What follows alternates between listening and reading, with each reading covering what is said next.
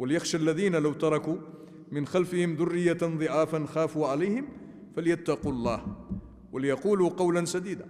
أنت من بعدك لا تسأل عن ولدك، لأن الله سبحانه وتعالى سيكفله ورزقه معه. لما المرأة التي كان زوجها يبكي وهو في حال مرضه فقالت له: لما تبكي يا عبد الله؟ قال لها: أخاف عليكم من بعدي أن لا تجدوا ما تأكلون، ستكونون في حالة، لأنه كان هو رب البيت الذي يأتي بالغداء والعشاء والقوت والكساء. فقال لها: أخاف عليكم من بعدي. فقالت له: يا عبد الله، أنا عرفتك أكالا وما عرفتك رزاقا، أنت معنا، الرزق الذي يأتي تأكله معنا، والرزق من الله تعالى وليس منك.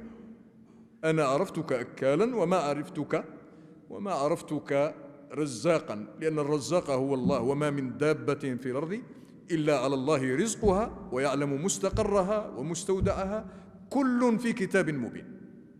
الله تعالى جعل الرزق معلوما معروفا لا يمكنه أبدا أن يخطئ صاحبه. توخى إلى الرزق أسبابه ولا تشغلن به بالك، فإن كنت تجهل عنوانه فرزقك يعرف عنوانك، سوف لن يخطئك، سوف يأتي يدق عليك بابك، ولن تموت نفس حتى تستكمل رزقها.